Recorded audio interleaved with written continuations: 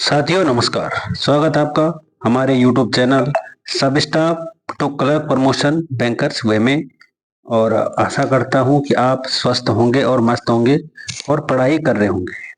आज का जो MCQ है वो प्रीवियस ईयर क्वेश्चन है, जो कि आप लोग पहले ऑलरेडी अगर आप हमारे साथ जुड़े हैं तो आपने ये पहले ही पढ़ रखे होंगे ये जो क्वेश्चन है।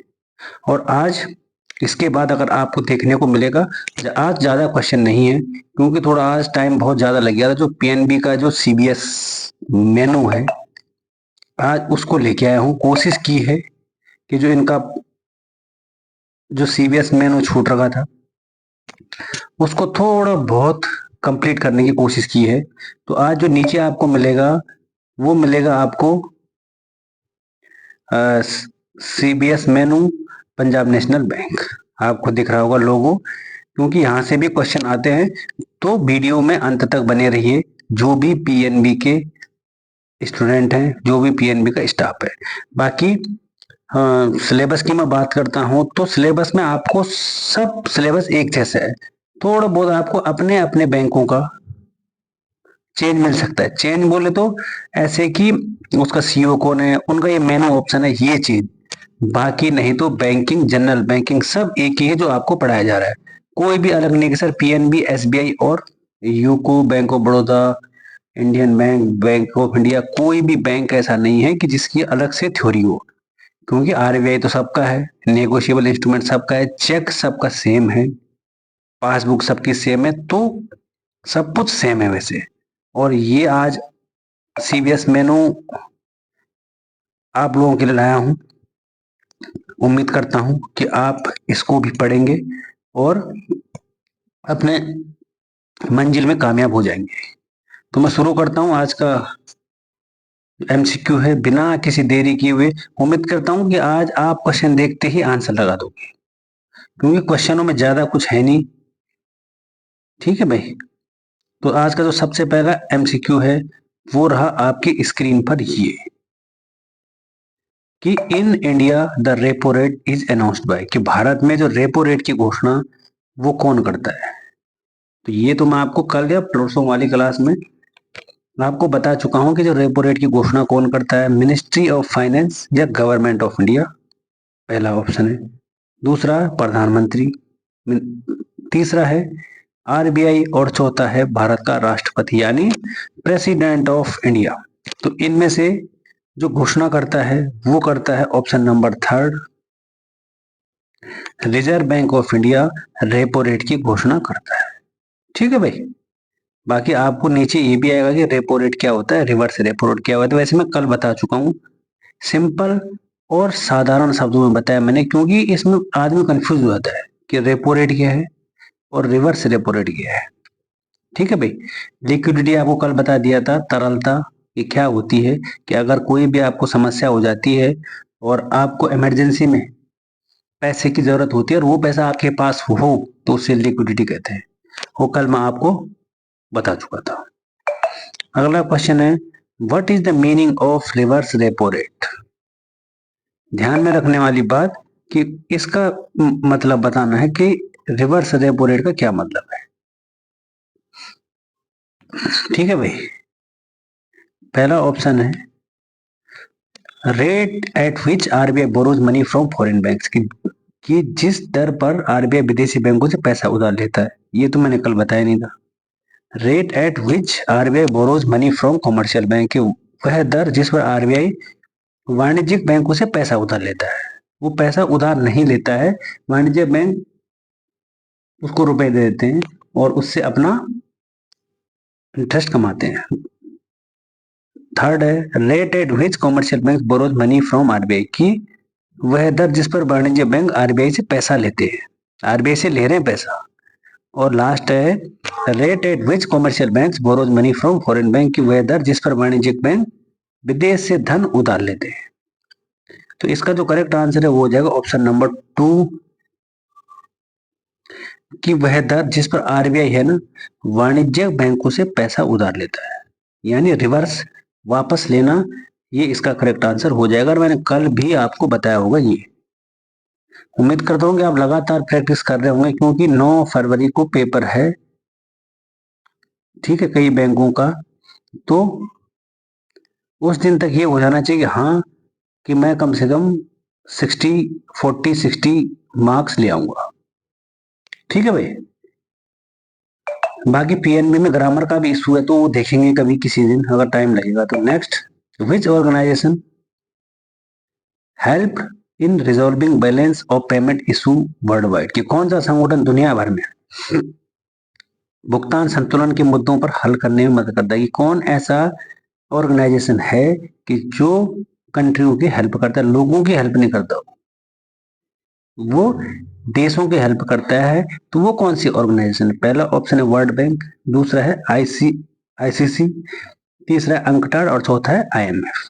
तो जो आईएमएफ है, ऑप्शन नंबर 4 करेक्ट आंसर है। वो पेमेंट इशू वर्ल्ड वाइड में ऑर्गेनाइजेशन की हेल्प करता है। और आईएमएफ का फुल फॉर्म होती है इंटरनेशनल मॉनेटरी फंड। आपको मैं शायद पढ़ा भी चुका हूँ कि आईएमएफ की जो शुरुआत हुई थी 1944 में, है ना।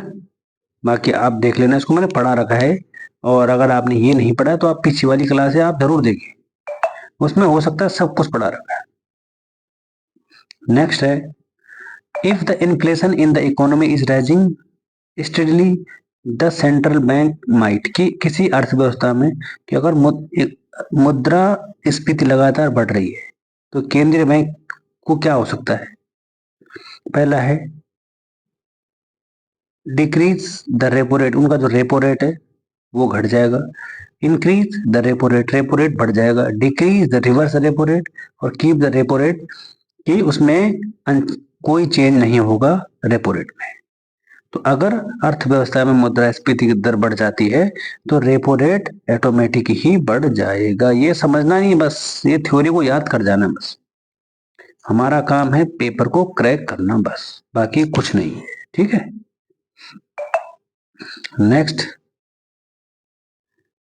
Micro unit development and refinance agency limited Mudra as a fully owned subsidiary of which banks, जो micro unit development refinery agency है वो किसकी सहायक कंपनी है? नाबार्ड की, आरबीआई की, ये तो हो नहीं सकता आरबीआई, एडीबी की या सिडबी की। तो इसका जो करेक्ट आंसर हो जाएगा वो हो जाएगा सिडबी, क्योंकि वो स्मॉल फाइनेंस की बात हो रही है। तो माइक्रो यूनिट तो स्मॉल फाइनेंस ही होता है, आपको बताया था एमएसएमई, माइक्रो, स्मॉल और मीडियम, आपको उस दिन पढ़ा रखा है मैंने। तो आप उसको देख सकते हैं कि माइक्रो में सिडबी के अंडर काम करती है ये माइक्रो यूनिट। अब पहला ऑप्शन है नाबार्ड। नाबार्ड की अगर मैं फुल फॉर्म बताऊं आपको तो national bank for agriculture and rural development, ये ग्रामीण क्षेत्रों और कृषि के लिए काम करता है नाबार्ड। दूसरा ऑप्शन है एडीबी। एडीबी का है एशियन डेवलपमेंट बैंक। और जो ऑप्शन करेक्ट आंसर है वो है SIDBI, small industries development bank of India. ये जो सिडबी है ये छोटे छोटे उद्योगों के लिए, उनके डेवलपमेंट के लिए, उनके उत्थान के लिए काम करता है। और इसका जो हेडक्वार्टर है वो आपको लखनऊ में मिल जाएगा। ठीक है। Next, which of the following is a monetary policy tool used by the RBI to control inflation, अगर आरबीआई की मुद्रास्फीति को नियंत्रित करने के लिए आरबीआई कौन से मौद्रिक नीति उपकरण का प्रयोग करता है? कि मान लिया जाए वो महंगाई बढ़ रही है तो आरबीआई इनमें से किस मौद्रिक नीति का उपयोग करता है? मैं आपको repo rate, reverse repo rate, liquidity लगातार 2-3 दिन से पढ़ाते आ रहा हूं, तो शायद आप कर भी रहे होंगे। पहला ऑप्शन है रेपो रेट, दूसरा है फिस्कल ड्रैग, तीसरा है फिस्कल पुश और चौथा है ऑस्टेरिटी मेजर्स। तो इसमें एक ही है जो ऑप्शन आपको रेपो, यहाँ पर अगर रिवर्स रेपो रेट भी होता तो आप थोड़ा कंफ्यूज हो जाते, लेकिन अगर मौद्रिक नीति के उपकरण की बात होती है तो वहां पे आपको रेपो रेट मिल जाएगा। Answer option number A. अगला है एईपीएस स्टैंड फॉर, जो एईपीएस है उसका फुल फॉर्म क्या होगा? आधार एनेबल पेइंग सिस्टम, आधार एनेबल पेमेंट सिस्टम, आधार इनहैंस पेमेंट सिस्टम या आधार एनेबल प्रोसेस सिस्टम। तो AEPS का जो राइट आंसर हो जाएगा वो हो जाएगा ऑप्शन नंबर 2, आधार एनेबल पेमेंट सिस्टम इसका करेक्ट उत्तर हो जाएगा। और आज का जो ये क्वेश्चन जनरल क्वेश्चन है, बाकी तो PNB के लिए नीचे, वो है the use of IMPS। IMPS का यूज किस लिए किया जाता है? FD के लिए, फंड ट्रांसफर के लिए, लोन EMI के लिए, इनमें से सभी। तो आप लोगों से मेरी ये गुजारिश है कि आप लोगों ने इसका आंसर मेरे को कमेंट बॉक्स में देना है कि IMPS का यूज किस लिए किया जाता है। पहला तो ये बात है यूज, और दूसरा है कि IMPS की फुल फॉर्म। IMPS की फुल फॉर्म मत बताना आप खाली P की फुल फॉर्म बता देना कि IMPS में तो P की फुल फॉर्म होगी वो क्या होगी। ये आपके लिए होमवर्क है। और बाकी जो यहाँ से PNB को छोड़ के बाकी जो बैंकों वाले हैं सब स्टाफ, वो यहाँ से क्विट कर सकते हैं और अब केवल PNB वाले यहाँ से अपना मेनू ऑप्शन देख सकते हैं कि क्या क्या मेनू ऑप्शन है। कोशिश आपको समझाने की पूरी तरह की जाएगी। अगर कुछ हो जाता है वहां पे गलती तो उसके लिए आप माफी चाहता हूं मैं, क्योंकि मेनू ऑप्शन कहीं पर कट फट भी गया था, क्योंकि मेरा एडिटिंग में थोड़ा दिक्कत हो रही थी। तो इसलिए पहला ऑप्शन है opening of current account, opening of CC account. पहला ऑप्शन है ओपनिंग ऑफ CC अकाउंट। इसका जो मेनू ऑप्शन है वो होता है HOAA और CCC। HOAA और CCC। हाँ, कहीं पर थोड़ा बहुत मिस्टेक होगा तो मैं आपको करेक्शन करके दे दूंगा, बता देना मेरे को, ठीक है? क्योंकि मैंने इसको ज्यादा वो नहीं किया था, तो आप मेरे को जरूर बताना। अगला है वेरिफिकेशन ऑफ अकाउंट। आपने अगर अकाउंट का वेरिफिकेशन करना है तो आपको कौन सा मेनू ऑप्शन का यूज करना पड़ेगा। तो ये मेनू ऑप्शन का यूज तो ब्रांच में लोग बहुत कम करते हैं, पहले तो करते ही नहीं। ये तो खाली आपको पेपर के लिए बताया जा रहा है कि आप पेपर क्रैक कर सको। आप बोलोगे सर ये तो ब्रांच में यूज होता ही नहीं है। वो तो मेरे को भी पता है यूज नहीं होता, लेकिन जो पथ प्रदर्शक है 2024 उसमें आपको ये दिखेगा। अगर आप पथ प्रदर्शक देखोगे तो वेरिफिकेशन ऑफ अकाउंट का है HOAACVCC। अकाउंट मॉडिफिकेशन में देखोगे आप HACM। NPS रजिस्ट्रेशन HNPS और लास्ट में REG। REG का मतलब होता है रजिस्ट्रेशन। आपको ये चीज आगे ये पीछे देखने को मिल सकती है, जैसे कॉन्ट्रीब्यूशन ऑफ NPS। देखो NPS own, contribution to NPS, ये आपको पथ प्रदर्शक में से ली गई है, ठीक है? आप बोलोगे सर ऐसा तो है ही नहीं, तो आप मेरे को वो भी बता देना कि ऐसा है कि नहीं, ठीक है? नेक्स्ट, बाकी आपकी मर्जी है। Next, Sukanya Samriddhi account printing of passbook. अगर आपने सुकन्या सुकन्या समृद्धि अकाउंट की पासबुक को प्रिंट करना है तो PVPS, ऐसे देखो ऐसे Sukanya Samriddhi account, Punjab national bank passbook Sukanya Samriddhi account. अगला है प्रिंटिंग ऑफ PPF पासबुक। जो PPF की जो पासबुक है उसको प्रिंट करने के लिए PPPF।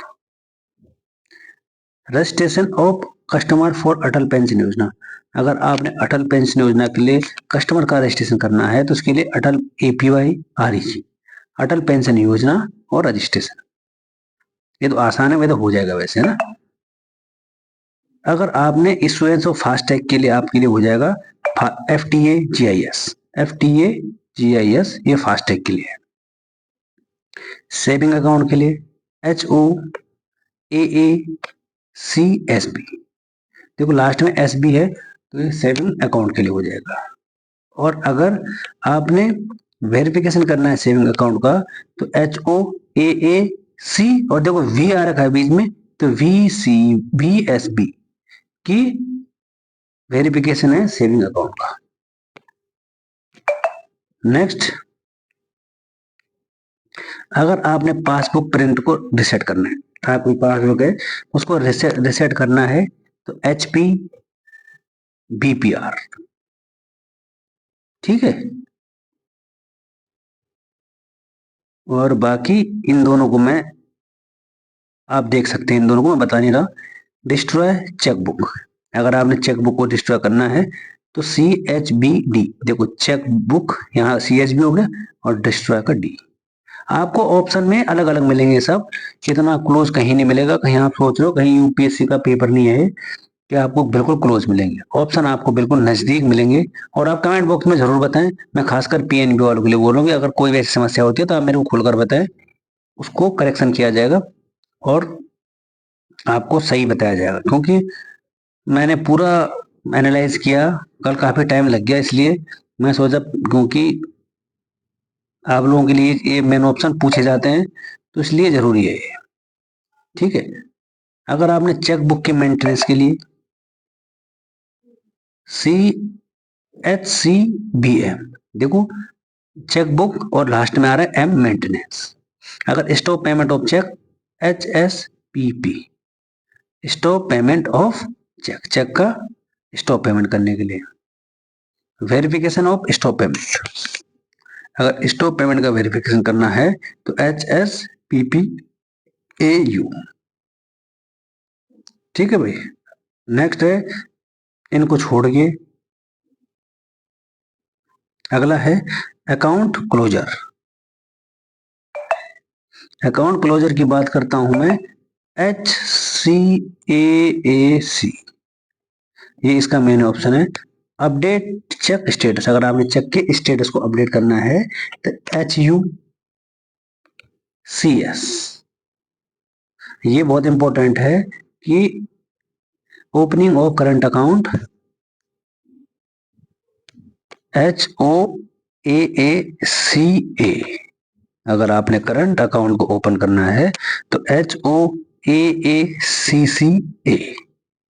ठीक है भाई, चलते आ गया। प्रिंटिंग स्टेटमेंट ऑफ अकाउंट, अगर आपने अकाउंट का प्रिंट स्टेटमेंट करना है तो HPSP, स्टेटमेंट प्रिंट, देखो SP। Change CIF ID of account, अगर आपने CIF की जो आईडी अकाउंट है उसको चेंज करना है तो HCCA, change account of CIF, देखो CIF चेंज अकाउंट।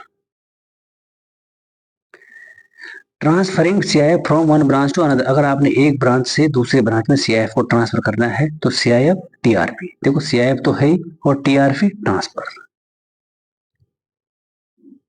ठीक है भाई, current accounts of customer, customer का current account HCUCA, saving account of customer HCUSB, saving account. अगर आपको जो डीफ अकाउंट है उसका फंड जो क्लेम करने के लिए, उसके लिए ये है डीफ क्लेम, DEAF और क्लेम।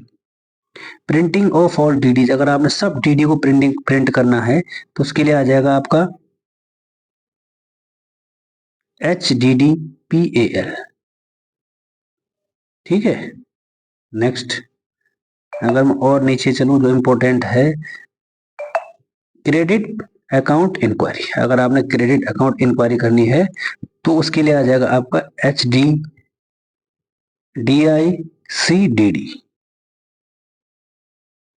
ठीक है, और ये दोबारा आ चुका है, इसको रहने देना। अकाउंट ऑफ मॉडिफिकेशन, हाँ, और लास्ट में आपका डेबिट अकाउंट इंक्वायरी, अगर आपने डेबिट अकाउंट की इंक्वायरी करनी है तो उसके लिए आपको मिल जाएगा डेबिट अकाउंट इंक्वायरी HDDID।